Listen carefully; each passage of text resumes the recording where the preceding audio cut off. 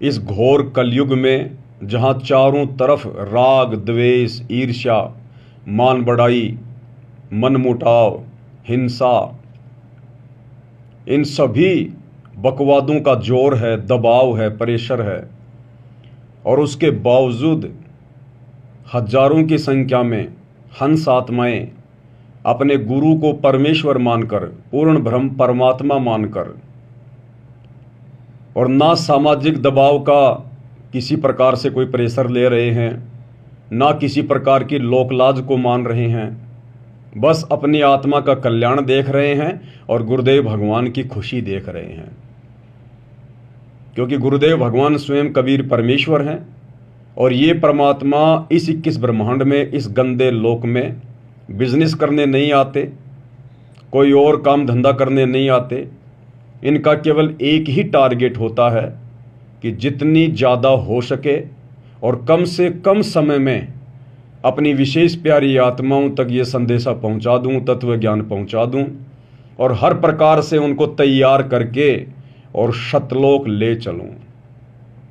और जो जो हंस आत्माएं अपने गुरुदेव को परमात्मा मानकर और उनके हृदय की बात को भली भांति समझकर, उनके सत्संग सुनकर और उनके वचन में रहते हुए अपने जीवन का एक ही लक्ष्य बना लेती हैं कि अब की बार 84 से पार, अब की बार 84 से पार, बस इसी बात से सतगुरु प्रसन्न होता है।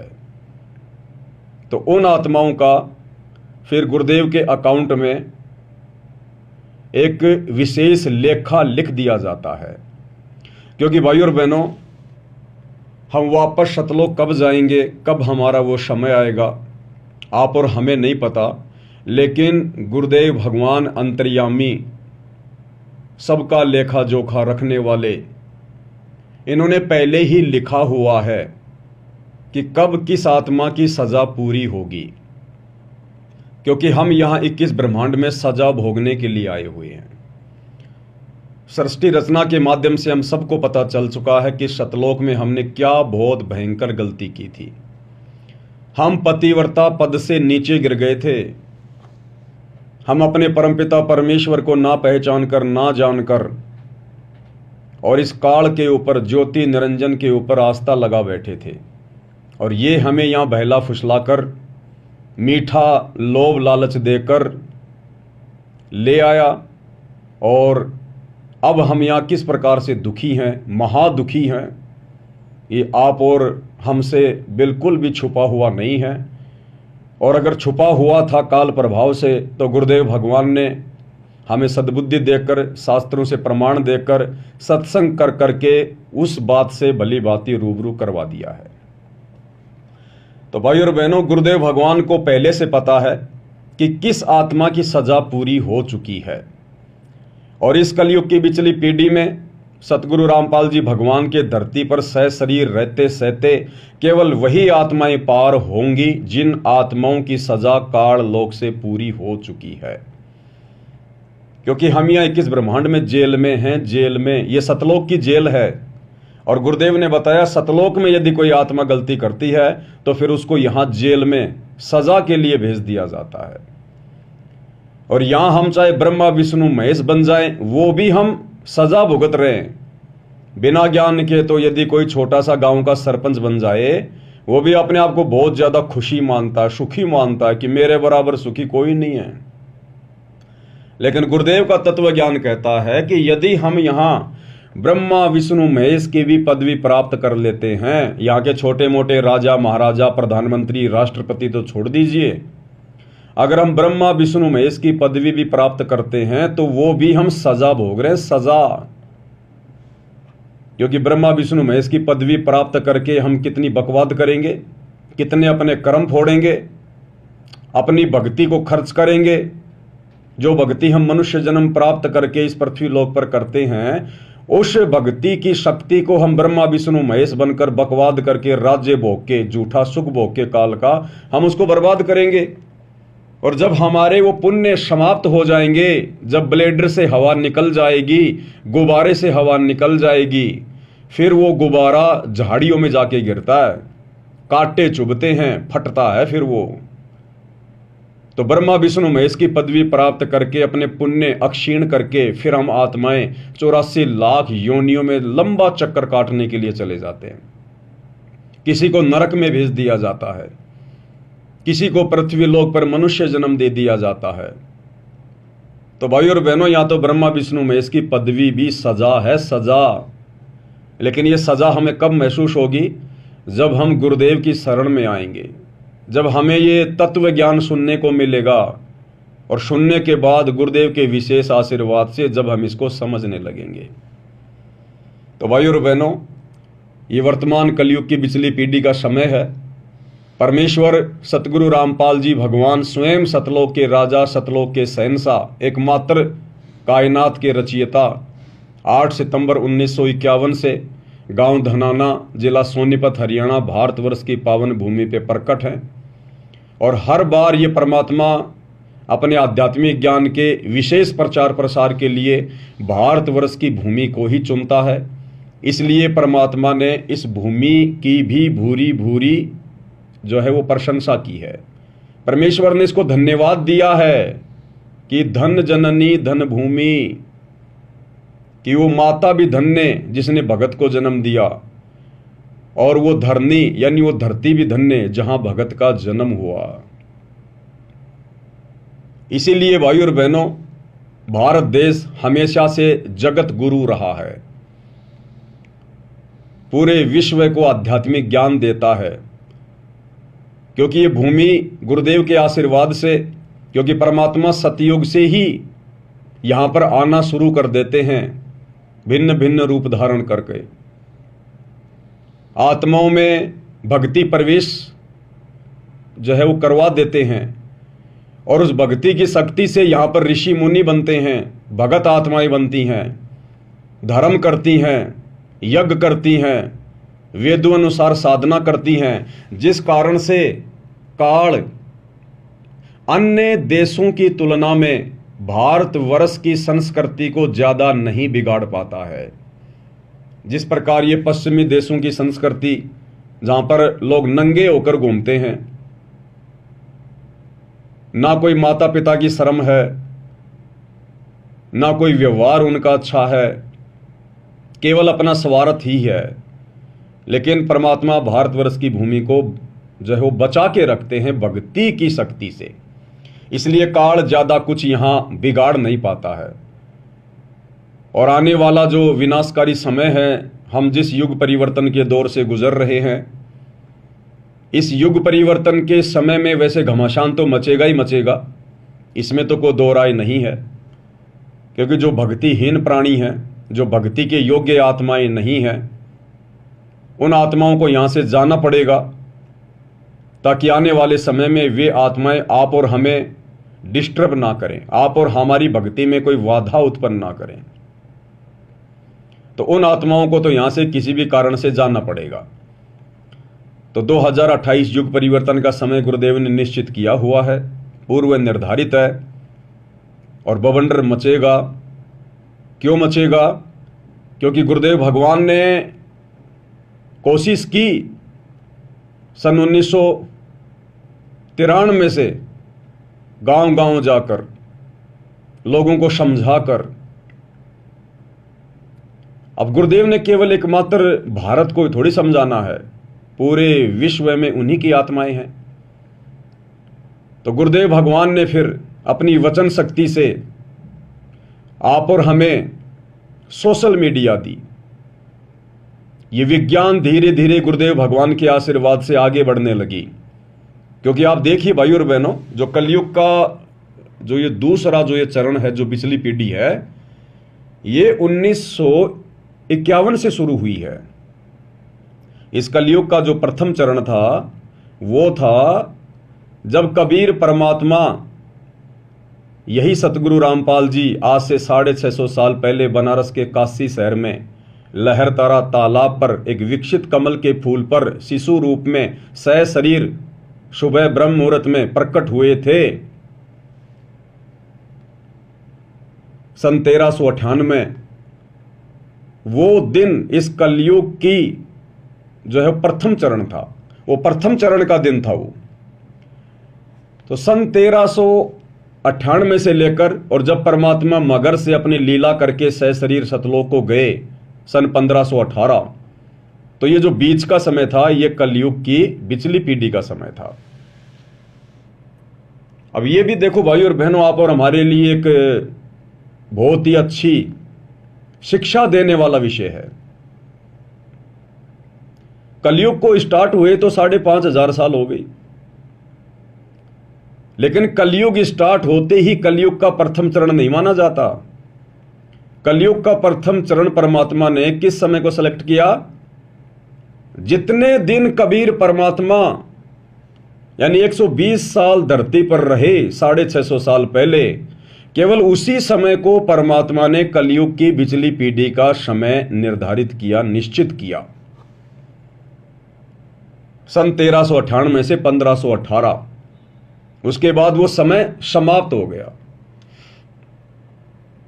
अब गुरुदेव भगवान कई बार सत्संगों में जिक्र करते थे कि बच्चों अब पुनः सन 1951 से कलयुग की पीढ़ी का दूसरा जो ये चरण है वो शुरू हो चुका है, लेकिन आप और हम समझ नहीं पा रहे थे। अब गुरुदेव के आशीर्वाद से समझ में आया कि जब जब वो कबीर परमात्मा धरती पर सहशरीर प्रकट होता है, आता है अपनी आत्माओं को विशेष ज्ञान देने के लिए, तत्व ज्ञान देने के लिए, और जब तक परमात्मा धरती पर रहता है, जो पूरा जीवन एक लीला करता है, जब तक परमेश्वर रहते हैं तब तक ही वो समय रहता है, वो चरण रहता है। तो वर्तमान जो कलयुग की बिचली पीढ़ी चल रही है ये 8 सितंबर 1951 से शुरू हुई है, क्योंकि उस दिन कबीर परमेश्वर सतगुरु रामपाल जी सतलोक से सहशरीर चलकर धरती पर प्रकट हुए। और जब तक गुरुदेव भगवान सहशरीर संत रूप में धरती पर रहेंगे, उनके चरण कमल रहेंगे, तब तक ही कलयुग की दूसरी पीढ़ी का चरण रहेगा। इसलिए मोक्ष प्राप्त करने का सुनहरा अवसर, गोल्डन चांस केवल तब तक ही है जब तक सतगुरु रामपाल जी भगवान सहशरीर धरती पर हैं। उसके बाद कलयुग की बिचली पीढ़ी का वो चरण समाप्त हो जाएगा। केवल ये मार्ग चलेगा, ये भक्ति चलेगी, लेकिन गुरुदेव के सतलोक गमन करने के बाद आत्माएं मोक्ष प्राप्त नहीं कर पाएंगी। इसलिए भाई और बहनों, आप और हमने ज्ञान को आधार बनाकर अपनी हर प्रकार की कमजोरियों को बाहर निकालकर और तन मन धन से सिर धड़ की बाजी गुरुदेव के चरणों में अपनी आत्मा के कल्याण के लिए लगा देनी है कि यो सौदा फिर नाही रे संतो, यो सौदा फिर नाही, और अब की बार 84 से पार। यानी अब हमने दाएं बाएं ऊपर नीचे देखना ही नहीं है।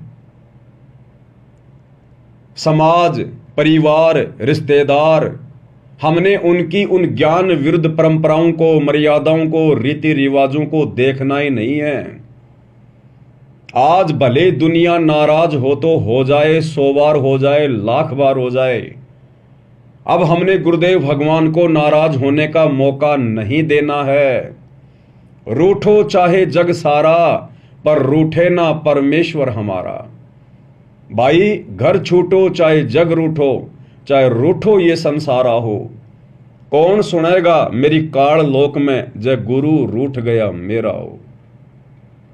इसलिए भाई और बहनों, अब हमारा केवल एक ही लक्ष्य होना चाहिए, एक ही टारगेट होना चाहिए कि अब की बार 84 से पार। हालांकि परमात्मा तो निश्चित करके आते ही हैं कि कितनी आत्माओं का मोक्ष होगा, कितनी आत्माओं का वो ठीक का समय आ चुका है, कितनी आत्माओं की काल लोक से सजा पूरी हो चुकी है। वो आत्मा तो जाएंगी ही जाएंगी। उन आत्माओं को चाहे काल कितना ही बिगाड़ने का प्रयास करे, कितना ही डराने का, धमकाने का, तोड़ने का प्रयास करे, उन आत्माओं पर गुरु की विशेष रजा होने के कारण काल अंत में उनका कुछ नहीं कर पाएगा। उनको तो परमात्मा ने एन केन और प्रकरण लेकर ही जाना है, एट द कॉस्ट, किसी भी कीमत पर। लेकिन ये सुनहरा मौका उन आत्माओं के पास भी है।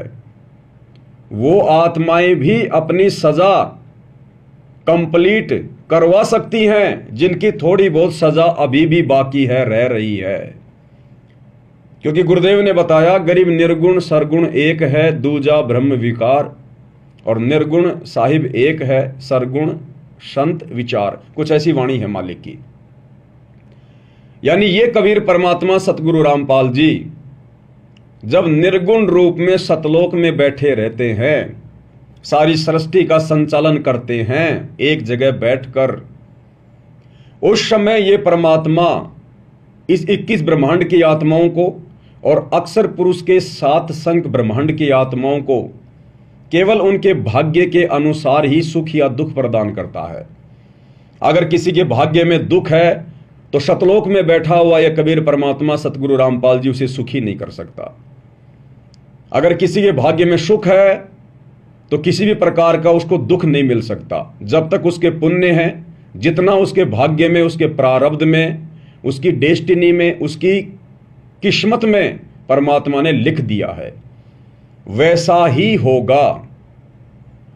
लेकिन जब वो निर्गुण रूप में सतलोक में बैठा हुआ कबीर भगवान सतगुरु रामपाल जी जब सरगुण रूप में, संत रूप में, सतगुरु रूप में, तत्वदर्शी संत के रूप में धरती पर प्रकट होते हैं, उस समय वो परमात्मा हम आत्माओं के भाग्य को चेंज भी कर सकता है, हमारे भाग्य में लिखे हुए दुखों को सुखों में तब्दील कर सकता है, हमें भाग्य से अधिक दे सकता है। इसलिए आज उन आत्माओं के पास भी मौका है जिन आत्माओं की अभी काललोक से सजा पूरी नहीं हुई है।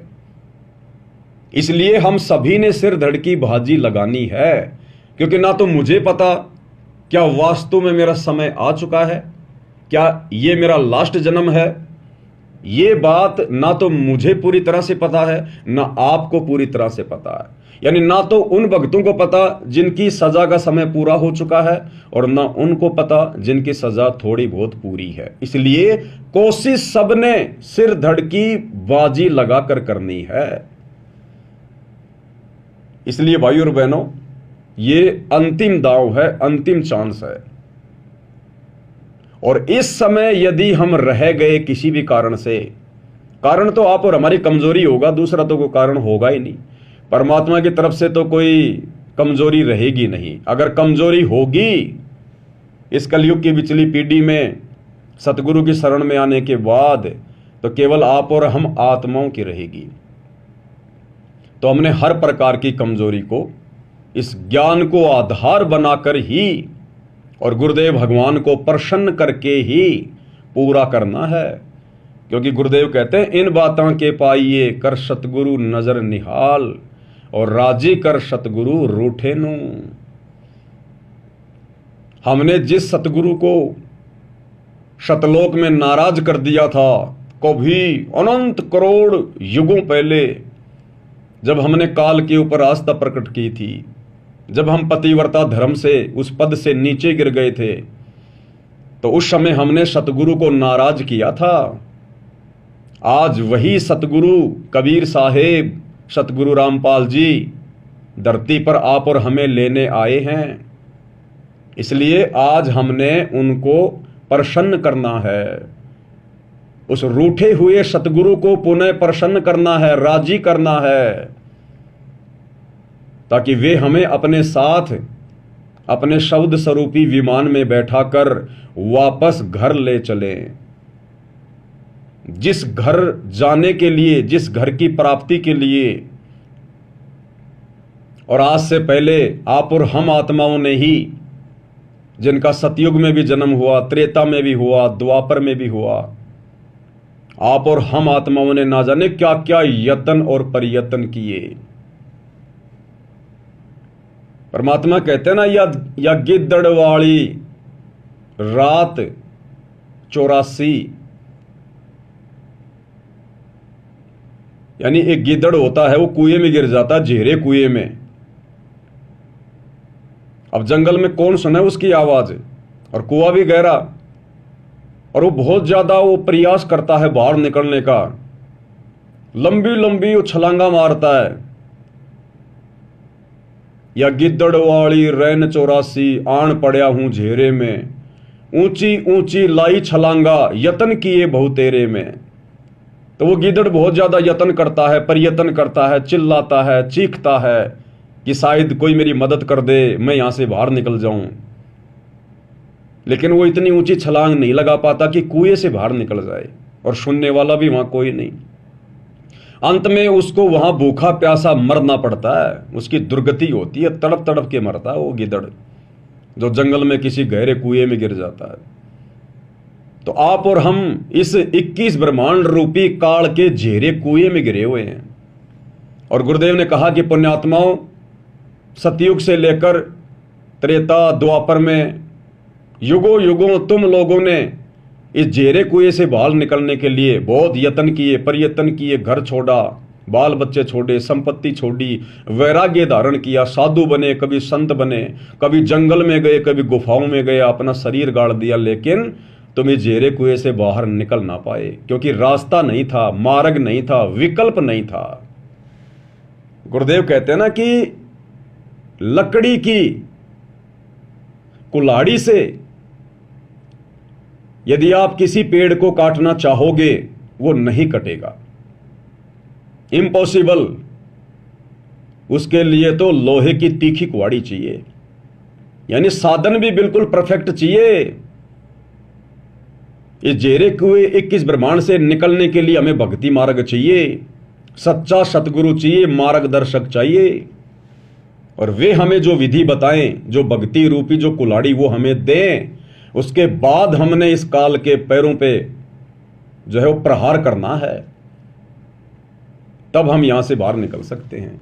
तो आज भाई और बहनों, आप और हमारा वो समय आ गया। आज आप और हमारा सौभाग्य जो उन आत्माओं को नहीं प्राप्त हुआ जिनकी लाखों लाखों वर्ष की उम्र हुआ करती थी और पूरा पूरा जीवन नंगे प्यासे रह के बेचारे परमात्मा प्राप्ति के लिए यत्न कर रहे थे, लेकिन झेरे कुएं से बाहर नहीं निकल पाए। तो आज आप और हमारा वो सौभाग्य, आज हमें वो मार्गदर्शक मिल गया, सच्चा सतगुरु मिल गया, और यहां से बाहर निकलने का कंप्लीट कोर्स दे दिया। तो अब यदि कोई कमजोरी रहेगी तो केवल आप और हम भगत आत्माओं की रहेगी, भगवान की कोई कमजोरी किसी प्रकार की नहीं है। इसलिए भाई और बहनों, हमने कोशिश करनी है सबसे पहले आप और हमारे लिए केवल भक्ति, गुरुदेव भगवान की सेवा, उनकी पूजा, यानी सेवा पूजा भक्ति यही है कि गुरुदेव ने हमें जो भक्ति की खुराक दे दी है, हमने उसको टाइम टू टाइम, और जो विधि गुरुदेव ने बता दी है उस विधि से हमने लेते रहना है। और कुछ भी हो जाए, कितना ही बड़ा संकट आता दिखाई दे और मान लीजिए आ भी जाए, तो भी हमने भक्ति मार्ग से दूरी नहीं बनानी। अपने मन में किसी प्रकार का कोई दोष पैदा नहीं होने देना, चाहे पूरा परिवार क्यों ना खत्म हो जाए, क्योंकि ये परिवार ना जाने कितनी बार खत्म हो चुके हमारे, कोई पहली बार थोड़ी होगा। अगर होना होगा, वैसे तो सतगुरु की शरण में आने के बाद कांटा भी नहीं लगता। गुरुदेव कहते हैं अगर मर्यादा में रहोगे तो, अगर विश्वास तुम्हारा पक्का है तो कांटा भी नहीं लगने देगा परमात्मा। ये तो कांटे निकालने वाला भगवान है, कांटे चुभाने वाला थोड़ी है। लेकिन किसी कारण से हो सकता है हमारे हित में, हमारे भले में, वो सूली की सजा मान लो अगर कांटे में वो टल रही है, ऐसी कोई आपत्ति, कोई परेशानी भी आ जाए, तो भी हमने अपने विश्वास को, गुरुदेव के ज्ञान को आधार बनाकर डगमग नहीं होने देना। परमात्मा कहते हैं द्वार धनी के पड़ा रहे चाहे धक्के धनी के खा, सो काल झक जोर ही पर द्वार छोड़ ना जा। काल तो कोशिश करेगा हर प्रकार से तोड़ने का, मरोड़ने का, लोकलाज में फंसाने का, दबाव बनाएगा, डराएगा, धमकाएगा, मन में सौ प्रकार की चिंताएं पैदा करेगा। लेकिन आप और हमने गुरुदेव के ज्ञान आधार रूपी रस्सी को पकड़ के रखना है, जकड़ के रखना है, और फिर हम आत्माओं के दृढ़ विश्वास को देखकर परमात्मा फिर हमारे साथ ही तो रहता है, हमारे पीछे तो रहता है परमात्मा।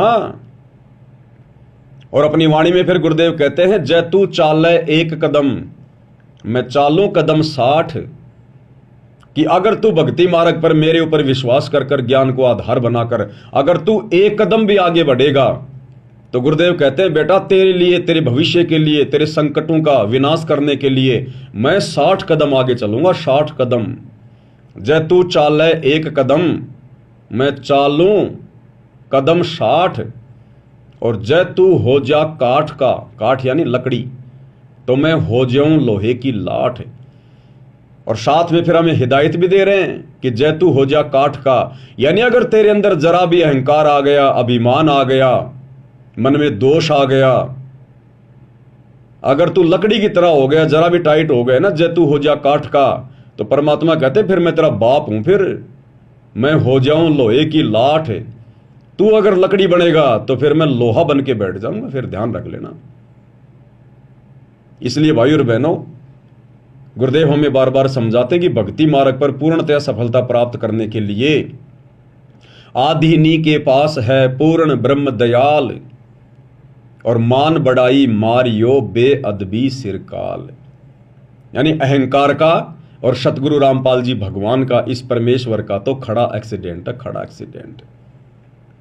इसलिए भाई और बहनों, हमने हर प्रकार से हर भक्ति विधि में रहते हुए और गुरुदेव के द्वारा बताए गए प्रत्येक फॉर्मूले को इसी प्रकार से अपने जीवन में लागू करते हुए निरंतर आगे की ओर बढ़ना है। क्योंकि अब की बार हमारा केवल एक ही लक्ष्य है, एक ही टारगेट है, अब की बार 84 से पार।